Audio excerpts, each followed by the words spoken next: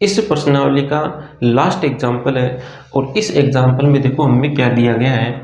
इसमें हमें दो समुच्चय दिए गए, एक समुच्चय ए और दूसरा समुच्चय बी। ये दो समुच्चय दिए गए और ए यूनियन बी बराबर है ए इंटरसेक्शन बी के। तो ये दो बातें हमें दी गई हैं।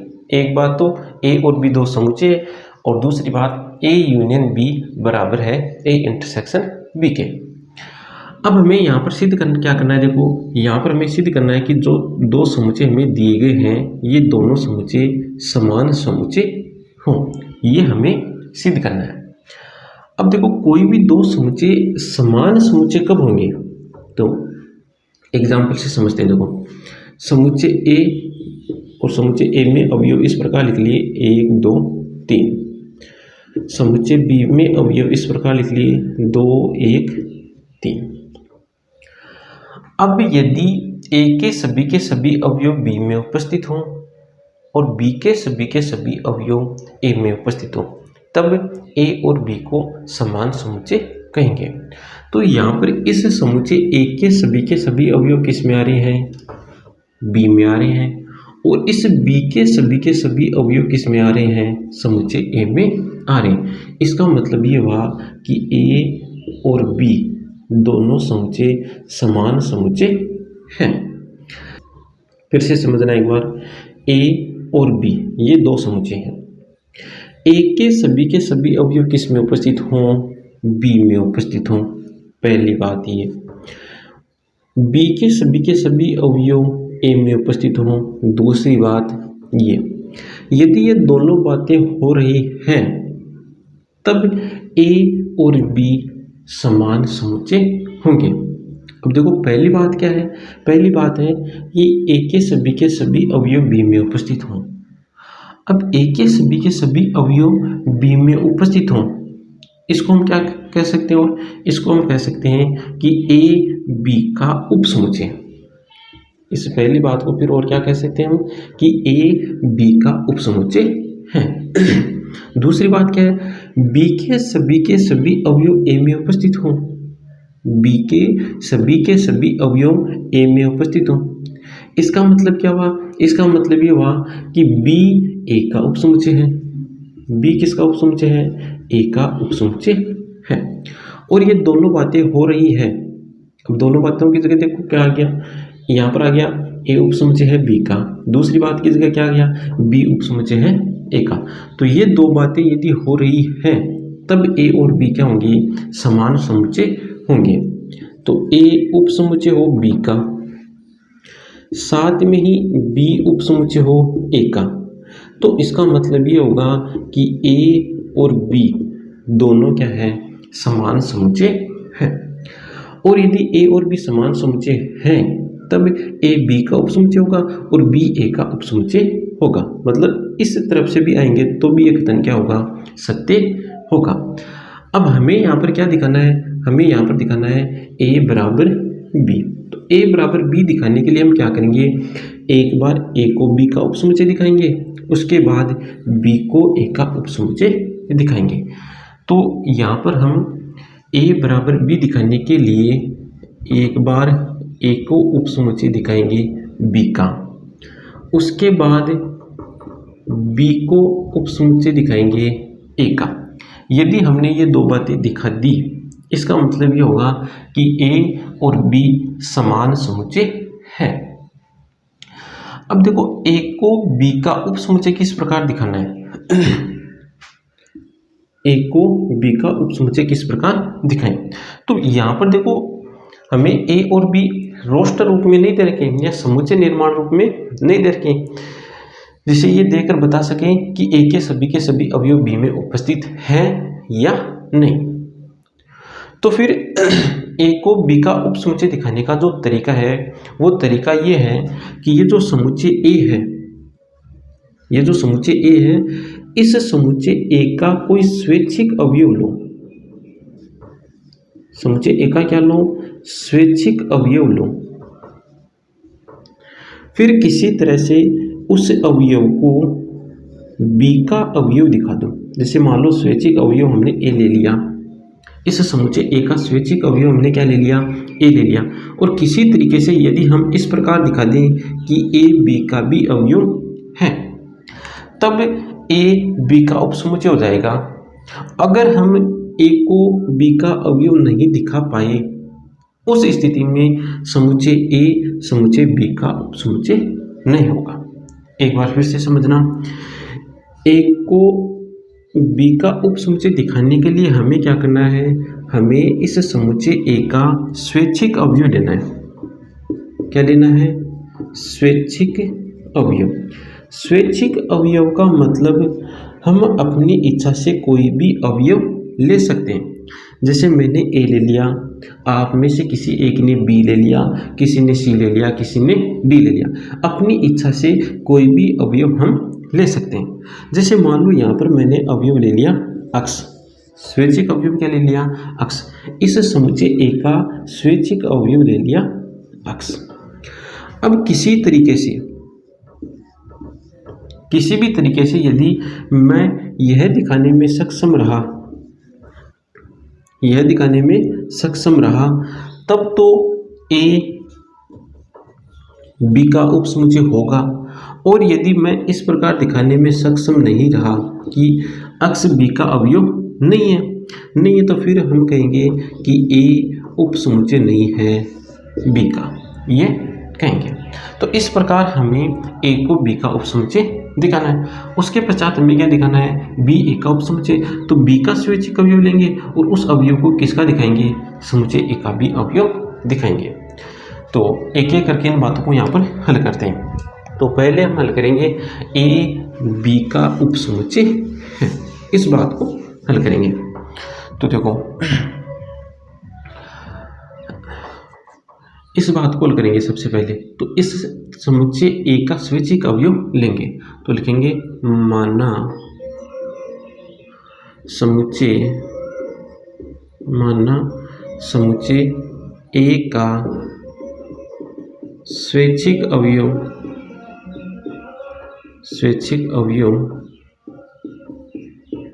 अक्ष है। और इस बात को मैं संकेत के रूप में ऐसा लिख सकता हूँ, अक्ष अवयव है ए का। अक्ष किसका अवयव है, ए का।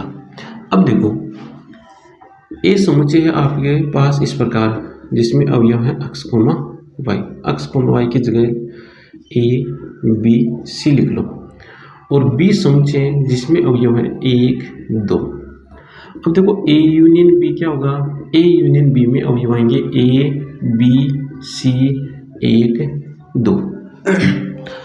अब यहाँ से ये समझना है, देखो ए का कोई भी अवयव हो, जैसे ए का अवयव है ए, तो ये अवयव ए यूनियन बी का भी है। बी ए का अवयव है तो बी ए यूनियन बी का भी अवयव है। सी ए का अवयव है तो सी ए यूनियन बी का भी अवयव है। मतलब ए का कोई भी अवयव हो वो ए यूनियन बी का अवयव होगा। बी का भी कोई अवयव हो वो भी ए यूनियन बी का अवयव होगा। तो ये अक्ष अवयव है ए का।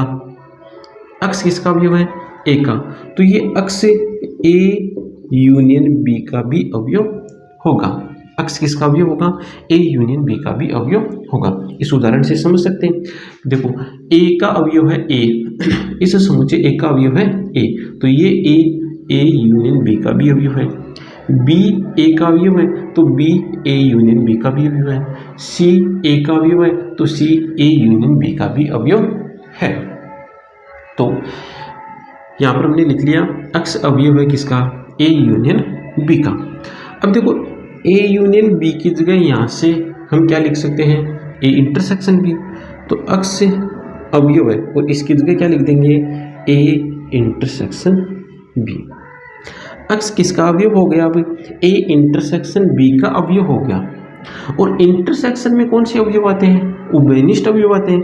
मतलब ये जो अक्ष अवयव है यह अक्ष अवयव ए का भी है और बी का भी है।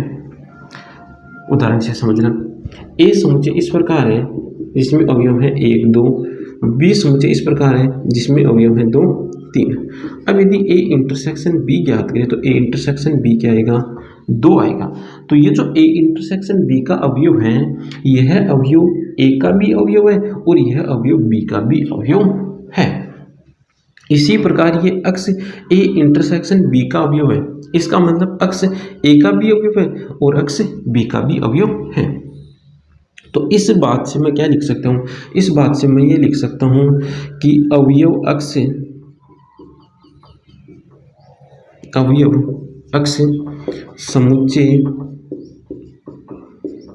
समुच्चय ए तथा बी का अवयव है, समुच्चय ए तथा बी का अवयव है। और इस लाइन से देखो मैं ये बात लिख सकता हूँ, क्या अक्ष अवयव है बी का, लिख सकता हूँ, क्योंकि अक्ष किसका अवयव भी है, बी का भी अवयव है। अक्ष तो ए में भी है और बी में भी है, तो इस लाइन से मुझे जिसकी आवश्यकता है वो बात मैंने यहाँ पर लिख ली। कौन सी बात की आवश्यकता थी कि अक्ष बी का अवयव है, तो ये बात यहाँ पर लिख ली। अब देखो ये अक्ष हम किसका लेकर चले थे, ए का स्वैच्छिक अवयव लेकर चले थे और इस अक्ष को हमने समुच्चय बी में दिखा दिया। इसका मतलब ये हुआ हम देखो अक्ष अवयव किसका लेकर चले, ए का, और इस अक्ष को हमने बी का अवयव भी दिखा दिया। इसका मतलब ये हुआ कि ए उप समुच्चय है बी का। तो पहली बात सिद्ध हो गई, इसको लिख लेते हैं समीकरण नंबर 1। अब दूसरी बात को सिद्ध करते हैं। दूसरी बात क्या है, दूसरी बात ये है कि बी उप समुच्चय है ए का। तो यही हल करने का तरीका रहेगा वापस।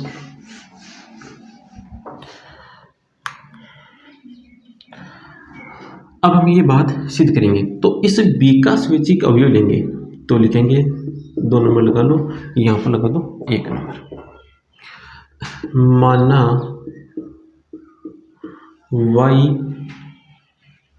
माना y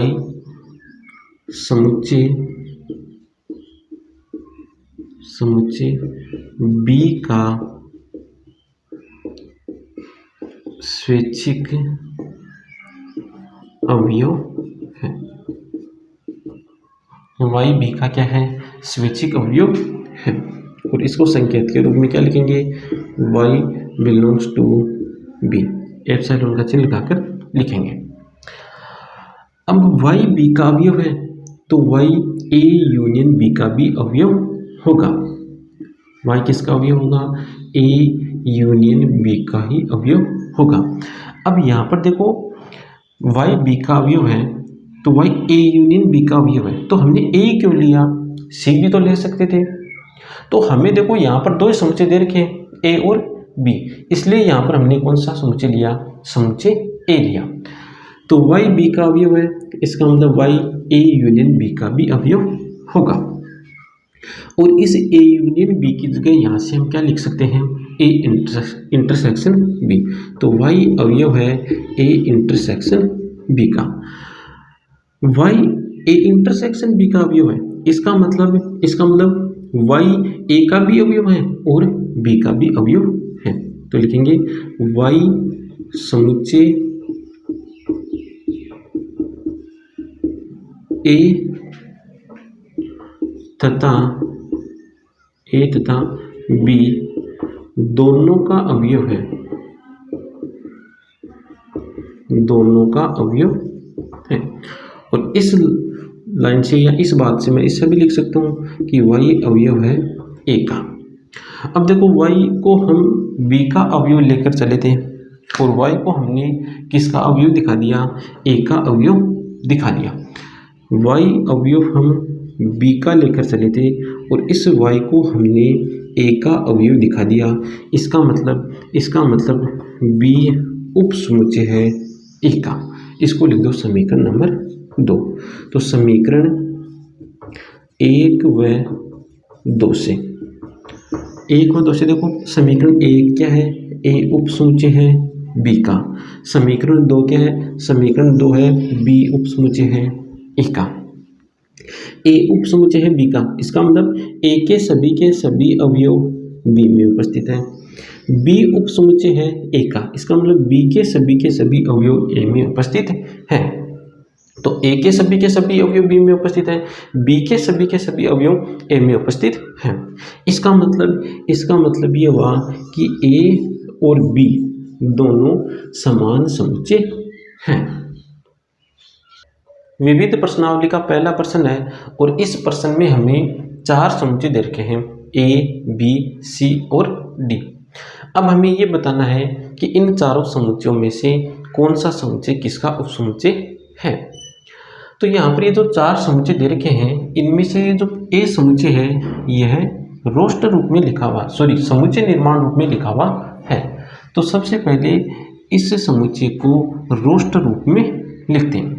तो देखो क्या लिखा हुआ है, सभी अक्ष का समुच्चय जहां अक्ष एक वास्तविक संख्या है तथा अक्ष इस समीकरण को क्या करता है, संतुष्ट करता है। तो इस समीकरण को हल करो। पहले समीकरण हमें दे रखा है अक्ष स्क्वायर माइनस 8x प्लस 12, यहाँ पर लिखते हैं अक्ष स्क्वायर माइनस 8x प्लस 12 बराबर 0।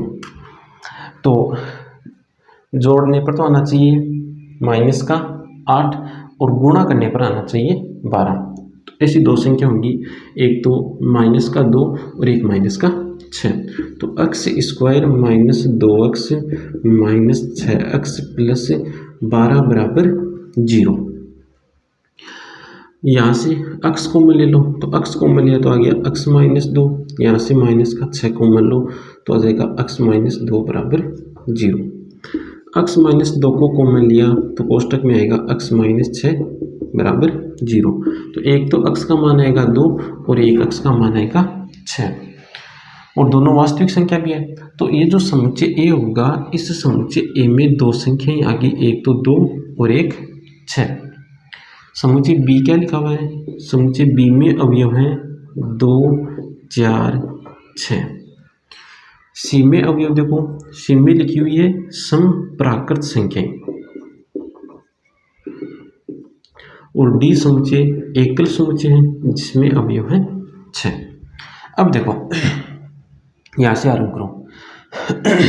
ए के सभी अवयव किन किन में आ रहे देखो, तो ए के सभी अवयव बी में आ रहे, इसका मतलब ए उपसमुच्चय है बी का, ए किसका उपसमुच्चय है बी का। ए के सभी अवयव सी में भी आ रहे हैं, इसका मतलब ए उपसमुच्चय है सी का। इसके अलावा डी में नहीं आ रहे। एक को चेक लिया, अब बी को पकड़ लो।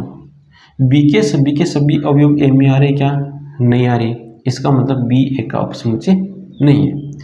बी के सभी अवयव सी में आ रहे हैं क्या, तो बी के सभी अवयव सी में आ रहे हैं, इसका मतलब बी उपसमुच्चय है सी का। बी के सभी अवयव डी में नहीं आ रहे, इसका मतलब बी उपसमुच्चय नहीं है डी का। अब सी को चेक करो, तो सी के सभी अवयव न तो ए में है, न बी में है, न डी में, इसका मतलब ये तीनों का ही उपसमुच्चय नहीं है। अब डी को लेकर चेक करो, तो डी के सभी अवयव ए में भी हैं, बी में भी हैं और सी में भी है, इसका मतलब डी उपसमुच्चय है ए का, डी उपसमुच्चय है बी का और डी उपसमुच्चय है सी का।